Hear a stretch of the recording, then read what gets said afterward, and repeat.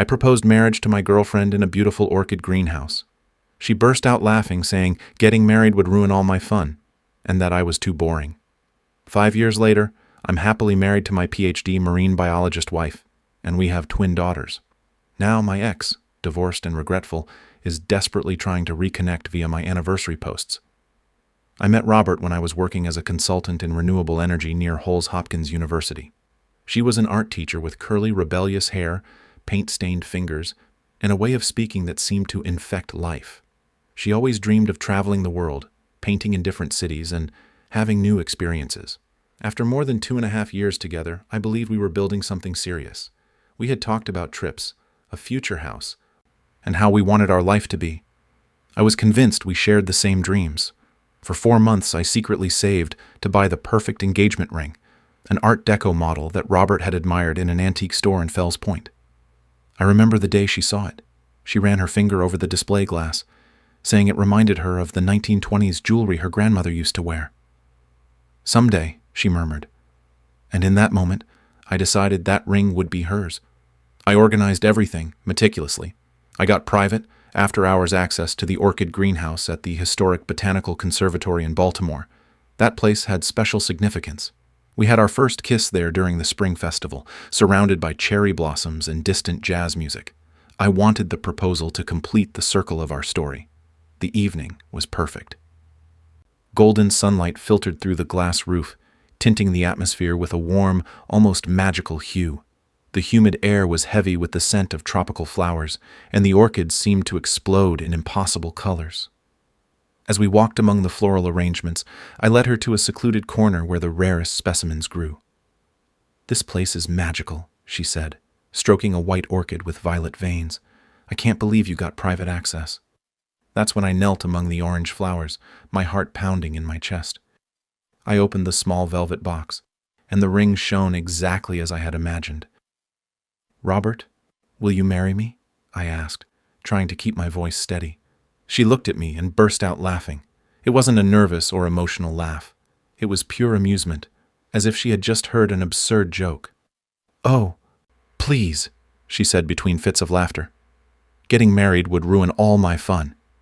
She continued laughing, covering her mouth, while explaining that she was only 25, and the last thing she wanted was to be tied down to a boring life in the suburbs.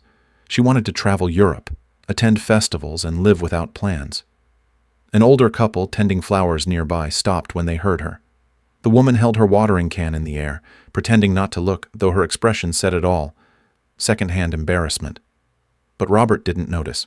She kept talking, saying I was sweet for trying, but commitment suffocated her, that she needed the freedom to do whatever she wanted without consulting anyone.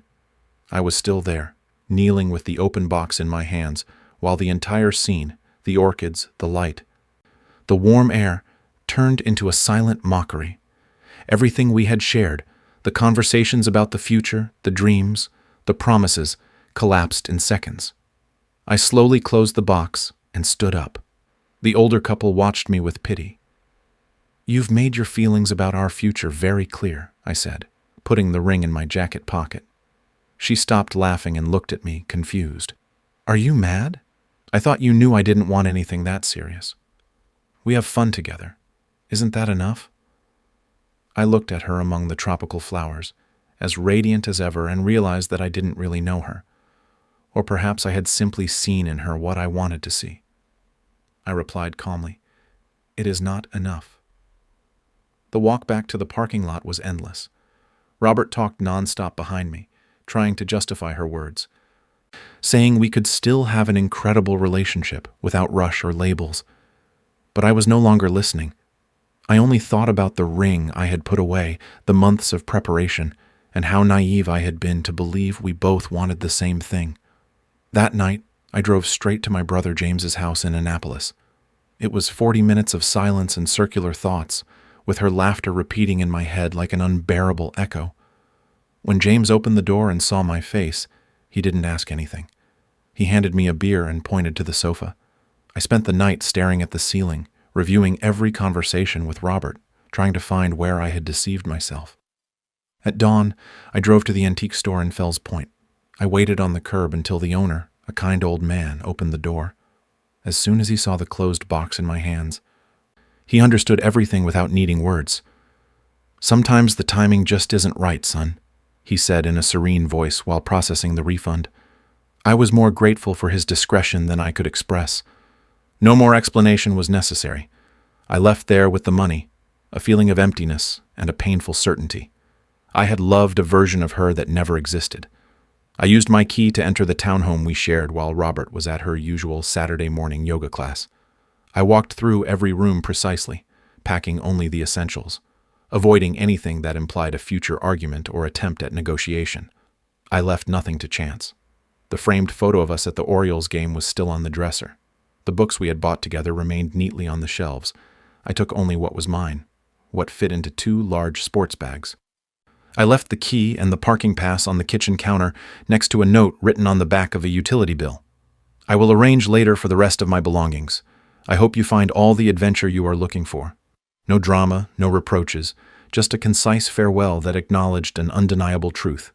We wanted different things. When I got to the car, my phone was already vibrating nonstop, 17 missed calls in less than half an hour. By the time I reached James's apartment, the number had increased. The text messages transformed as the hours passed, as if I were observing someone's emotional deterioration live. First came the confusion. "This is a joke. Call me, please." Then the defensive justification. "You're overreacting. I just need more time to think about marriage." By evening, the tone became desperate. "Please come home." "I don't understand why you're acting like this. Let's talk like adults." I turned off my phone. Instead of plunging into that emotional roller coaster, I decided to help James rebuild his deck.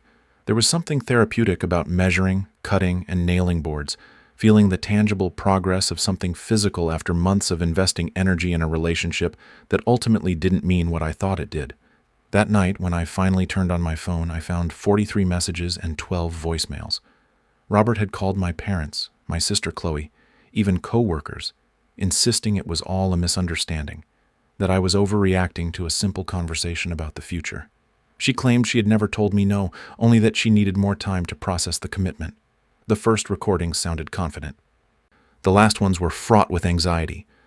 "Julian, this is crazy. We can work this out. I love you. I'm not ready to get married right now, but that doesn't mean I never want to." But listening to her voice made it clear that she hadn't understood at all what happened in that greenhouse. It wasn't about timing or fear of commitment. It was her laugh, that light, mocking laugh when she saw the ring, that showed me what she really thought of us. For her, my proposal had been a timing mistake. For me, her reaction was a window into her way of loving. 3 weeks after that disaster, I accepted a transfer to the Portland office, an opportunity I had considered for months. What once seemed like a simple professional change became my escape route, a way to start over far from false expectations. My boss, Andrew, was thrilled that someone finally wanted to fill the position on the West Coast. I, on the other hand, was grateful to have a work-related reason to disappear that wasn't tied to heartbreak. I blocked Robert on all social media, changed my number, and asked our mutual friends to respect my decision to have no further contact. I wasn't doing it out of revenge, but out of necessity. I needed to regain control of my life, to discover who I was when I didn't have to convince someone to share my dreams. Our friends were more understanding than I expected. I suppose many had seen signs that I had chosen to ignore. However, Robert was not giving up. She started showing up at my old job, confronting my former colleagues in the parking lot and at the nearby coffee shop. According to my replacement, she was there 3 times in 1 week, insisting it was all a big misunderstanding and demanding to know where I had gone. She couldn't conceive that someone would move across the country just to get away from her. My sister Chloe called me in my 2nd week in Portland. She told me Robert had gotten her number and spent over 40 minutes explaining her side of the story. "She says she never rejected your proposal," Chloe recounted in a measured tone, "that she was just surprised and needed time. She seems unable to understand why you left." As I was unpacking boxes in my new apartment and watching the rain slide down the windows, I asked Chloe what she had replied.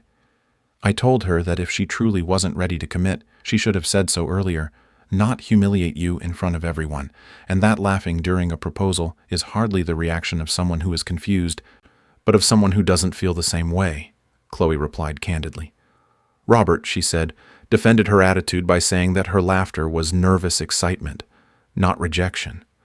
She painted me as an impulsive guy who had thrown away a 3-year relationship over a misunderstanding.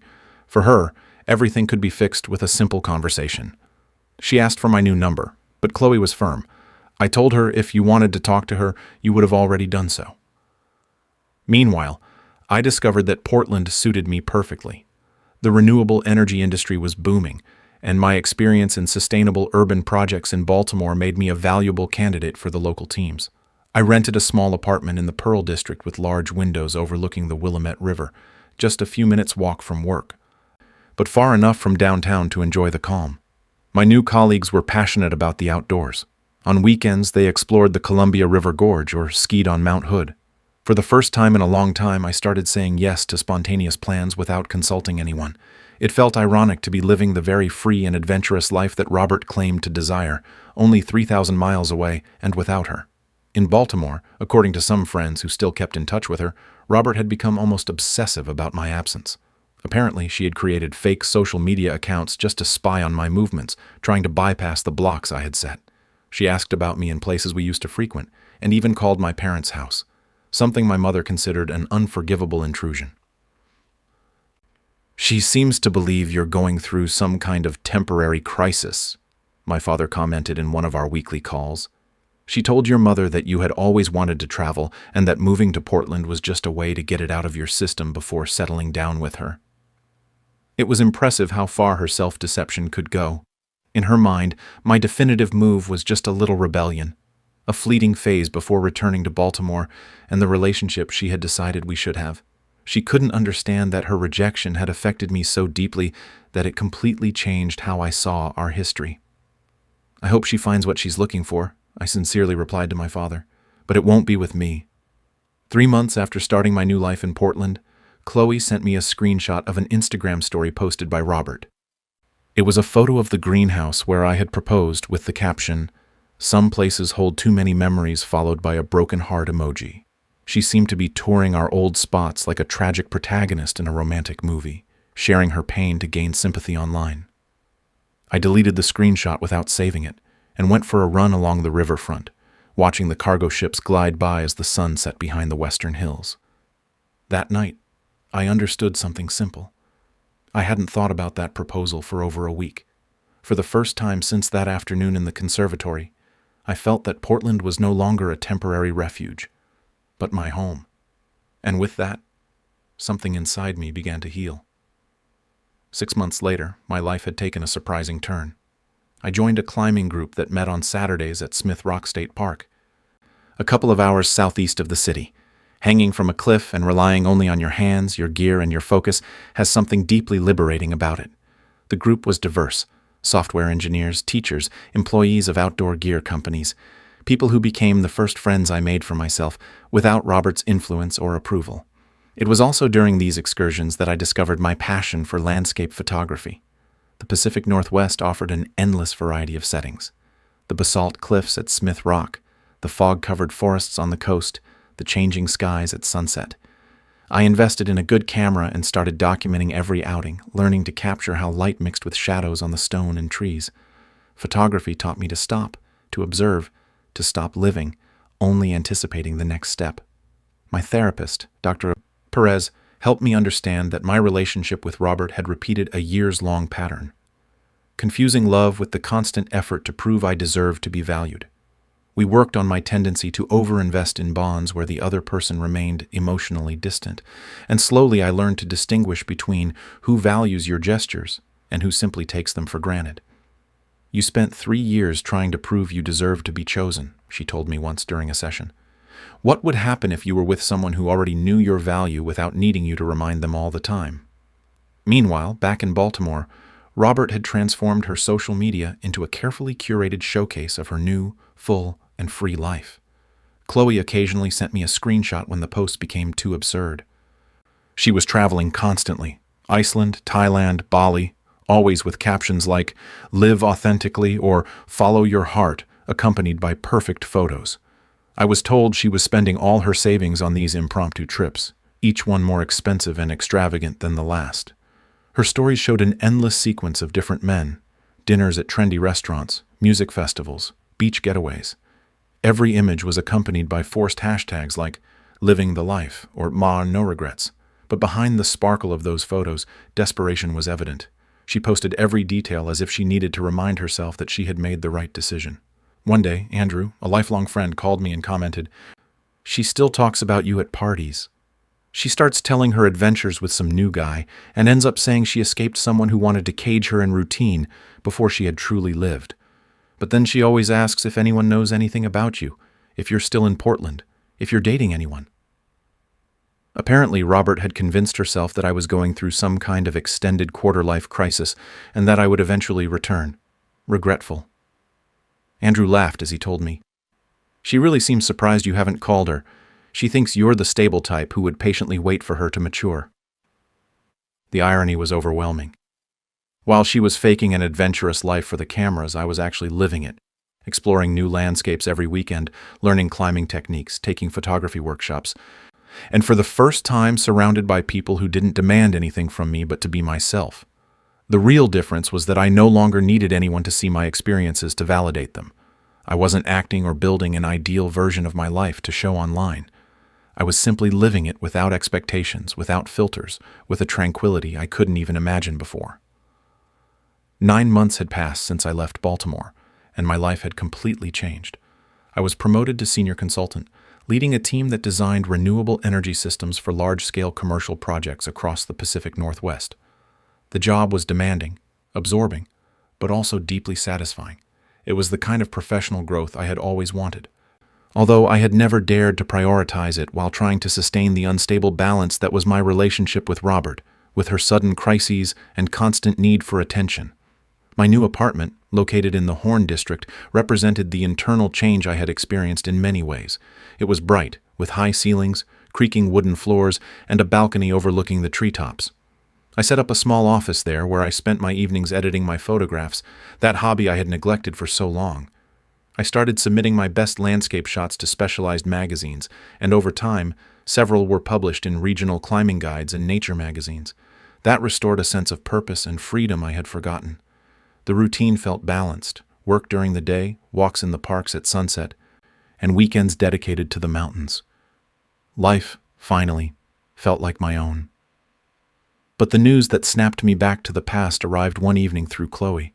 Her voice sounded hesitant, as if she wasn't sure how much to tell me. "I saw her on Saturday," she said. "She looks different, exhausted, I'd say. She spent the whole night talking about her upcoming trip to Bali, but when I asked about her job, she changed the subject. I got the impression she quit her job to dedicate herself to travel, and honestly, I have no idea how she can afford it, unless she found someone willing to finance her lifestyle." Chloe paused, measuring her words. "She also asked about you," she finally added. "She wanted to know if you were still in Portland, if you seemed happy, if you mentioned missing Baltimore. When I told her about the promotion and how well you seemed to be doing, she went quiet. She made that face. The one of someone who just understood something uncomfortable, as if she had suddenly accepted that you weren't coming back." "What kind of face?" I asked, though deep down I already knew the answer. "A mix between surprise and disappointment," she replied, as if reality had caught up to her. That conversation stayed with me for days. That weekend, I was with my climbing group at the summit of Mount Adams, watching the sun paint Mount Rainier gold in the distance. The air was pure, and the silence absolute. I thought of Robert's posts, her forced captions, that fake joy that used to fool me. And for the first time, I understood that her rejection had been a kind of blessing in disguise. It freed me to reconnect with what I was truly passionate about. She was right about one thing. Marriage would have ruined all the fun, just not for the reasons she imagined. 2 years later, life surprised me again. I met Evelyn during a marine biology conference in Seattle, where my company was presenting renewable energy solutions applied to coastal research centers. She was giving a presentation on the effects of ocean acidification, and from the first minute, I was captivated by the clarity with which she spoke, her genuine enthusiasm, and her way of making a technical subject seem almost poetic. When her talk ended, I approached to congratulate her and ask some technical questions about how her research could benefit from sustainable energy infrastructure. What should have been a brief conversation led to 3 uninterrupted hours of talking in the convention center cafeteria, between warm cups of coffee and laughter about how poorly organized the event was. Evelyn was, in every sense, the perfect contrast to Robert. She had no need to impress anyone. She knew exactly what she wanted and how to achieve it. She had completed her PhD in marine biology at the University of California, San Diego, spent 2 winters in Antarctica researching polar ecosystems, and now worked at an institute dedicated to marine conservation in Oregon. She was brilliant, passionate, and self-assured, with that calm that only people who aren't afraid of silence or solitude possess. Our first non-work encounter was an impromptu getaway to the Oregon coast. She showed me the tide pools and the species that lived in fragile balance between the waves, while I photographed her under the orange light of sunset at Cannon Beach. In her way of observing the world, there was a patience that was new to me, a serenity that didn't require artifice. When I listened to her talk about sea anemones and hermit crabs, I perceived the same passion I felt when explaining advances in solar or wind energy. A month later, while we were cooking dinner together in her small, perfectly organized apartment, she said something that took me by surprise. "I want to have children someday, not soon, but within the next 5 years. I know it's weird to say so early, but I prefer to be honest. There's no point in pretending if we're looking for different things." Her frankness disarmed me. After years of trying to guess Robert's moods, Evelyn's clarity was a breath of fresh air. "I also want to have children," I replied, "and to get married, but with someone who wants to build a real life, not a facade." She smiled, poured the wine, and said simply, "Then we agree on the important things." From that moment, everything between us flowed naturally. We spent weekends exploring the coast, photographing landscapes, participating in sustainable cooking classes, or volunteering at the Oregon Coast Aquarium's rescue program, where we cared for injured marine animals. Every experience strengthened our connection. It wasn't a relationship driven by drama or insecurity, but by admiration and shared purpose. 8 months later, I decided to make my closed Instagram account public again, a move since leaving Baltimore. I uploaded photos of our adventures, Evelyn teaching baby seals to swim, us laughing by a bonfire after a day of fieldwork, and Pacific Ocean sunrises from our tent. Every image showed a simple, genuine happiness, without pretensions. That same night, I noticed something strange. Several follow requests came from accounts with no photos and generic names. I didn't pay attention until Evelyn, with a worried look, showed me her phone. "Look at this," she said. Comments had appeared on our posts from one account.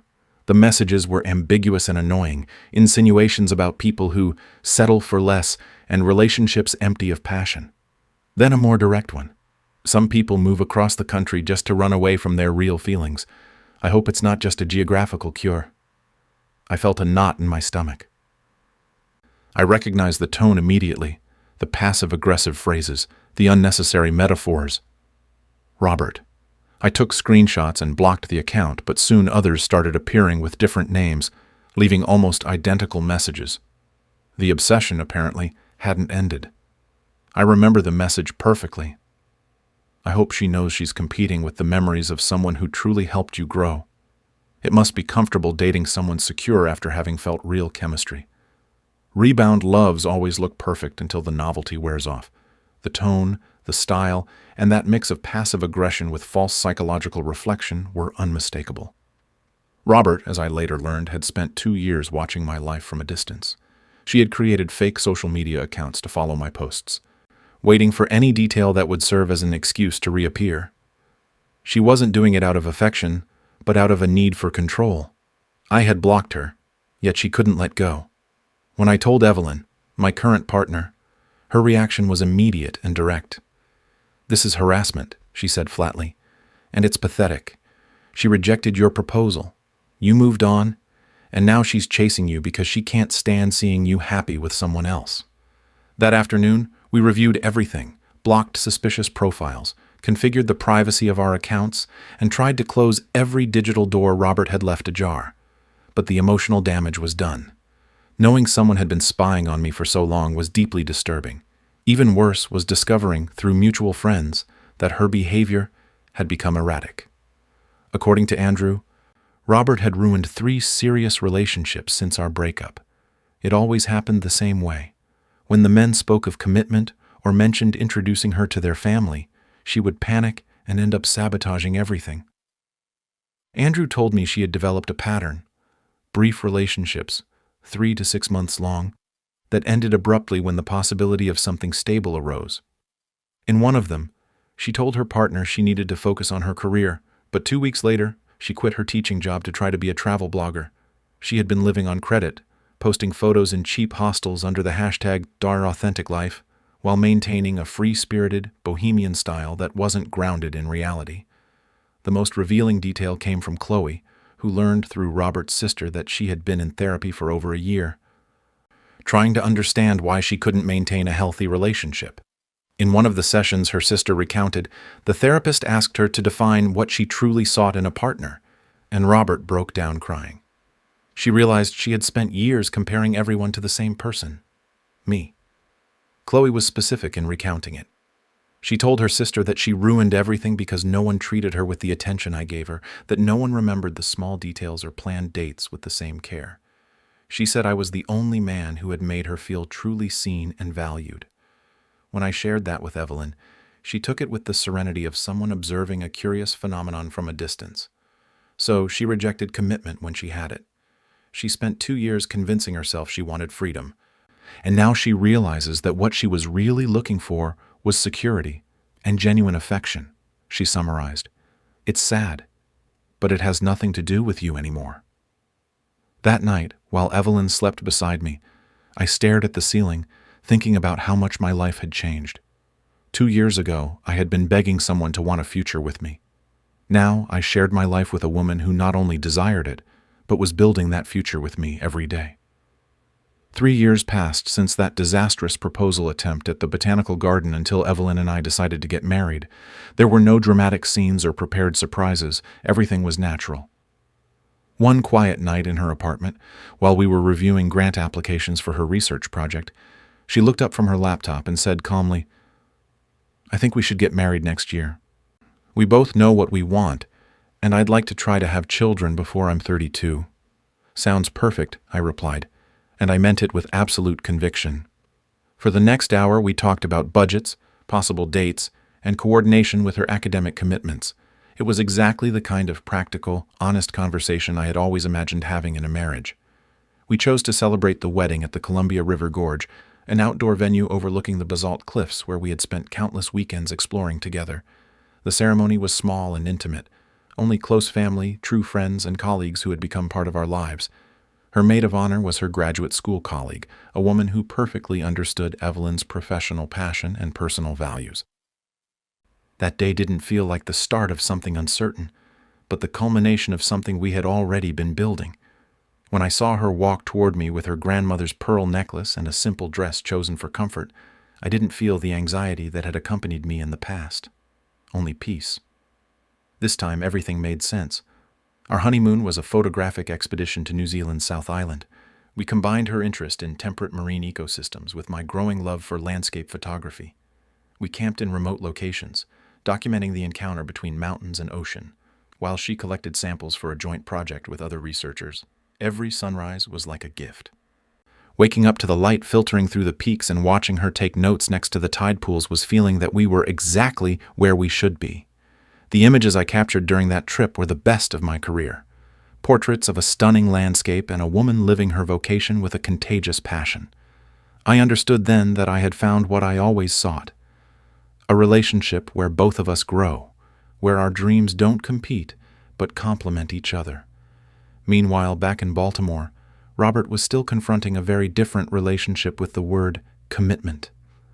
Chloe told me that Robert had impulsively married a cryptocurrency investor named Nicholas, a man she had only known for 3 months in Las Vegas. That wedding, she claimed, had been spontaneous and liberating. But one only had to look at the images on social media to note a different story. The wedding photos showed forced smiles, rehearsed poses, and captions full of grand pronouncements about finally finding someone who shares my energy and the inevitable, when you know you know. The casino lights behind them seemed more sincere than the looks they shared. Everything in those photos screams desperation, Chloe opined during one of our long post-wedding calls. She's almost 30, and seeing her friends get married has her racing against the clock. I think she latched onto the first man who seemed successful and exciting enough not to feel left behind. She was right. That impulse disguised as romance lasted exactly 14 months. Through mutual acquaintances, I learned that Nicholas and Robert constantly argued about money, their lifestyle, and the impossible expectations they had both built. Fights were frequent, almost daily, and always revolved around the same themes. He wanted an adventurous companion, light on luggage, like the one he had met during the first months. She dreamed of stability, enough economic security to quit her job and dedicate herself entirely to her travel blog. She wanted him to finance her Instagram life, Andrew told me with an ironic smile. But he was looking for a partner to build something real with. The story became public, almost a spectacle. On social media, Robert began posting veiled hints about how people change when love is no longer convenient and how hard it is to keep the magic when there are no shared values. Nicholas, for his part, uploaded melancholic reflections on the difference between loving someone and loving the idea of that person. The breakup became a digital novel that everyone could read between the lines. In one of the most commented posts that Chloe managed to capture before it disappeared, Robert had written, "Sometimes you think you want adventure and excitement, but you really just need someone to see all of you and still choose you. Lessons that come late." The message was deleted within hours, but it was enough for all her friends and acquaintances to draw conclusions about what she had really learned from that marriage. Some felt compassion, others just morbid curiosity. I, however, only felt a kind of silent relief, like someone confirming that the past ran its natural course. By the time Evelyn and I celebrated our first anniversary with a getaway to Crater Lake, Robert was already living with her sister in Baltimore. She was working part-time at a yoga studio, trying to rebuild her finances after a costly divorce. She had abandoned her blog, deleted hundreds of photos, and replaced exotic trips with inspirational quotes about healing and self-discovery. In her recent posts, she talked about reconnecting with her essence, understanding cycles, and not being afraid to start over. She says she wants to figure out what she's really looking for before getting involved with anyone else, Chloe told me. But according to her sister, she spends her therapy sessions analyzing relationship patterns and repeating the same stories, just with different names. Evelyn listened to these updates with an almost scientific curiosity, without emotion or judgment. Some people need to lose everything to understand what they had, she reflected one afternoon as we walked by the lake. But that doesn't mean they deserve to get it back.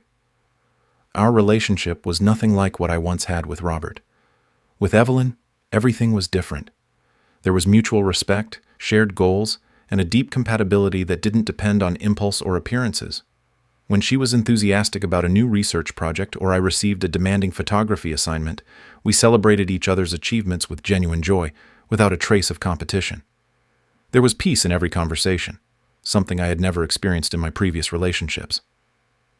That difference became clearer when we started talking about having children.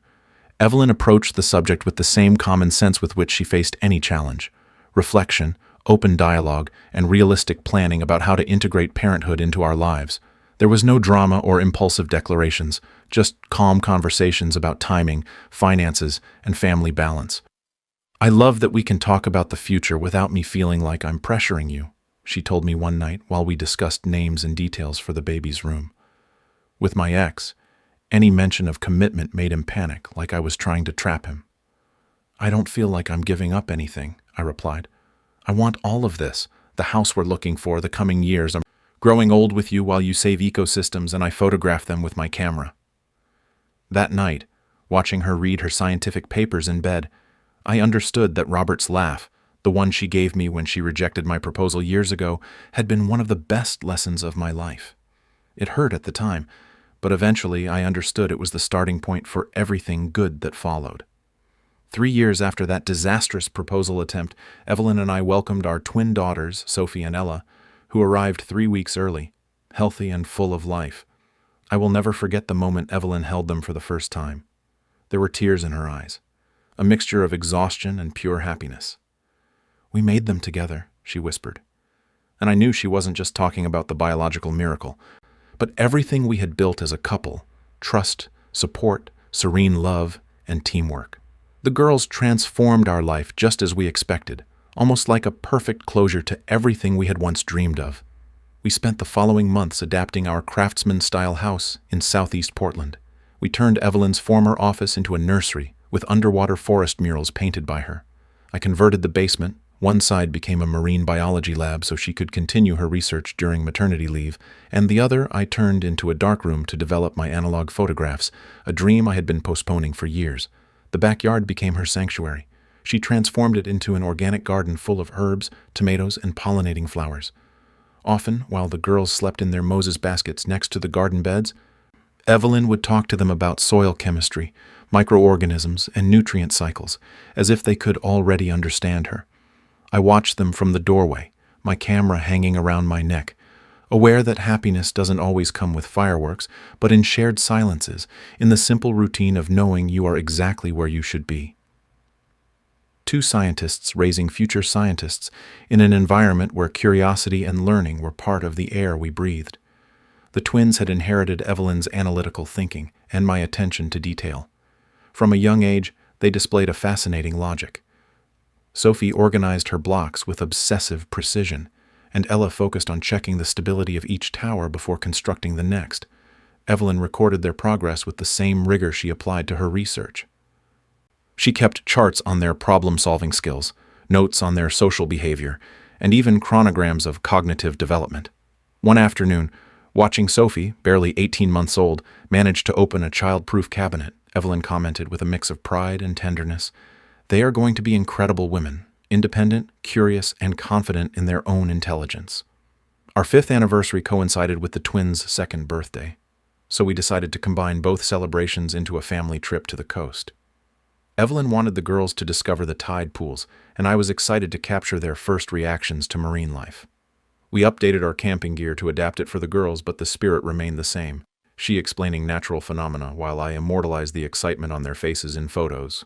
The morning of our anniversary, while Evelyn was teaching them to differentiate types of seaweed, I received a direct message on Instagram from an account I didn't recognize. The profile picture showed a woman with shorter, darker hair than I remembered, but the username chilled my blood. Robert Anderson. "I saw your anniversary post and felt the need to write to you," the message began. "I know it might seem strange after so many years, but I've been thinking a lot about us, what we had, and the way I handled things." I took a screenshot and showed the phone to Evelyn, who was helping Sophie with a small hermit crab while Ella collected shells in a bucket. "Do you want me to read it?" she asked when she saw the name on the screen. "I want to know what it says," I replied. She read in silence for a few seconds, then looked up with an expression mixed with scientific curiosity and slight repulsion. "I can't believe it. After 5 years, a marriage, 2 beautiful daughters, and your clearly happy life with someone else." The message continued for several paragraphs, a carefully crafted confession of sorts. Robert said rejecting my proposal had been the biggest mistake of her life. She claimed to have spent years in therapy learning that adventure and commitment were not incompatible. She said that seeing happy couples traveling together and building projects, she understood that her fear was not of marriage but of vulnerability. "I see the photos of you with Evelyn, traveling and raising those beautiful girls, building the life I convinced myself I didn't want. I was wrong about everything. I wasn't too young to get married. I was too immature to understand what a true partnership meant." She ended by asking me to talk again, even as friends, ensuring she expected nothing more. She said she had been single for over a year, focused on her personal growth, working with her therapist to understand her effective patterns and value stability over novelty. Evelyn, who was holding Ella while reading the text over my shoulder, summarized calmly, "She's describing exactly what you offered her 5 years ago.